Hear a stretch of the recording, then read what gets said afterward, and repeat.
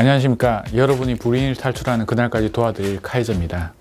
오늘의 주제는 710 대책 중에서 첫 번째로 취득세와 보유세가 어떻게 크게 변하는지 이 건에 대해서 말씀드리도록 하겠습니다. 710 대책의 그 주제가 주택시장 안정 보완 대책이에요. 취득세, 보유세, 양도세에 대해서 여러 가지 혼란이 있었던 것들에 대해서 이제 확립이 된 대책이라고 생각하시면 될 것 같습니다. 첫 번째, 취득세에서 말씀드리면은 다주택자들에 대해서 부담을 인상을 시켰다. 집이 많으면은 취득세도 많이 낸다. 이렇게 이제 생각하시면 될 것 같고, 그 내는 비율을 획기적으로 올렸어요. 이 대책이 나왔을 때 사람들이 전부 다 멘붕에 빠졌다. 너무 심한 거 아니냐? 그 내용에 대해서 한번 말씀드리도록 하겠습니다. 지금까지는 주택 가액에 따라서 이제 취득세를 냈어요. 3개까지 있는 사람들은 이제 1에서 3%. 예를 들어서 뭐 6억까지는 1%, 6억에서 9억까지는 2.2%, 9억 이상은 뭐 3.3%. 이런 식으로 가격이 올라가면 같이 취득세 올라가는 뭐 낼만하다 이렇게 생각했고, 그리고 4주택 이상이 되면 4%. 그래서 사람들이 주택을 좋아했던 이유가, 주택은 아무리 많아야 4%였잖아요. 그죠?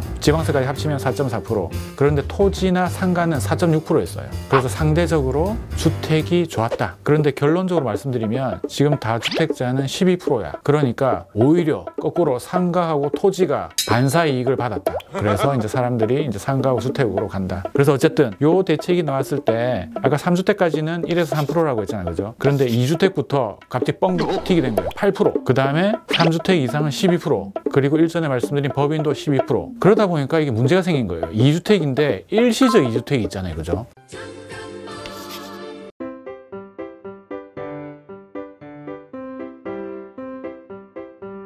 그럼 이 사람도 8%냐? 그거에 대한 해답이 없었어요. 결론적으로는 일시적 2주택은 구제를 해줬다. 일시적 2주택은 이제 그 8%에서 기존대로 1에서 3%로 바뀐 거고요. 이건 실질적으로 어느 정도 가격이 나오는지 한번 계산해보면 커요. 예를 들어서 5억짜리 집을 산다. 뭐 1에서 3%를 나게 되면 5억까지는 550만 원만 내면 돼. 월 500만 원 내다가 12% 내면 6,600만 원. 그런데 사람들이 요새 올라가는 게 심상치 않으니까 취득세를 내더라도 사요, 이제. 하지만 여전히 이거 심리적으로는 좀 크다. 또 이제 예외 규정이 중요하잖아. 그죠? 공동주택 가격이 1억 원 미만인 경우에는 다주택자나 아니면 법인이라도 1.1%만 내야 된다. 왜? 1억 이하는 투기 대상이 아니다 라고 이제 생각을 한 거예요. 단 재개발 재건축 지역 같은 경우에서는 정비구역 지정되기 전으로 가야 된다. 그래서 이쪽으로 사람들이 많이 간다. 사람들이 약간 좀 잘못된 생각을 하는 게 1억 이하는 무조건 들어가. 문제는 1억 이하가 아직까지 안 올랐다는 거는 입지가 안 좋거나 뭔가 사업성이 없다는 거잖아요. 근데 만약에 공시가는 계속적으로 올라가요. 그렇게 되면 이게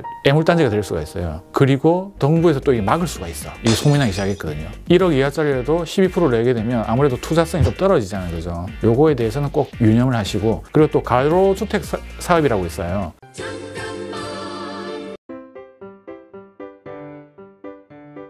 이런 것들이 이제 그 좀 더 완화가 돼서 사업 시행인가 이전까지만 하면 1.1%다. 그리고 이제 취득세가 이야기가 나와서 요새 양도세가 너무 크니까 그냥 양도세보다는 그냥 증여세를 내는 게 낫다 해서 증여를 많이 하잖아요. 그죠? 그래서 원래 증여에 대한 취득세가 3.5%예요. 그런데 사람들이 워낙 또 그쪽으로 몰리니까 이 증여를 하는 순간에 내는 취득세도 아까 말씀드린 다주택자 기준에서는 12%다. 그래서 이제 증여도 약간 부담스러운 상황이 돼버렸다.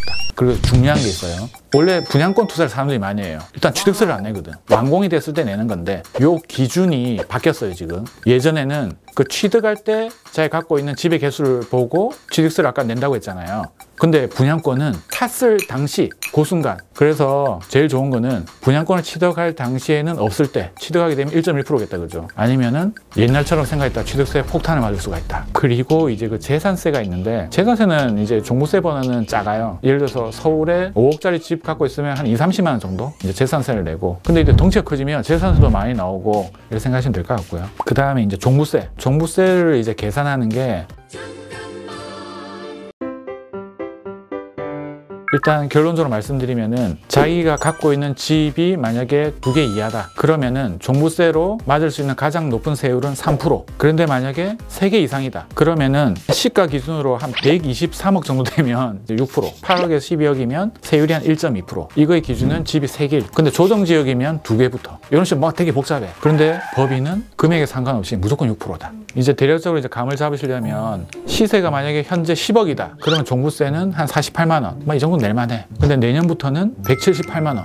뭔가 좀 늘어났다, 그죠? 근데 이 정도까지는 뭐 할만한데 20억이다. 올해 한 560만 원인데 내년에는 1,500만 원. 뭔가 좀 많아. 근데 중요한 거는 계속 공정시장 비율도 올라가고 공시가격도 현실화시킨다고 하잖아요. 쫙 올라간다. 이게 무섭다. 양도세가 무서워서 안 팔았는데 종부세 밑에 치고 올라오는 거예요. 무슨 말이겠죠? 옴삭달싹 못하는 이런 상황이다. 근데 그 세대당은 9억까지거든요. 이때 세대를 구성하는 사람이 있잖아요. 내 아니면 배우자, 뭐 자기 자식 이런 거 다 합쳐갔을 때 집이 하나밖에 없다. 그럼 9억까지 이제 공제가 돼요. 그럼 시세로는 한 13억 정도까지는 종부세 안 난다. 여기까지 해서 710 대책을 통해 가지고 이제 취득세, 재산세하고 종부세에 대해서 말씀드렸습니다. 오늘은 여기까지 하도록 하겠습니다. 감사합니다.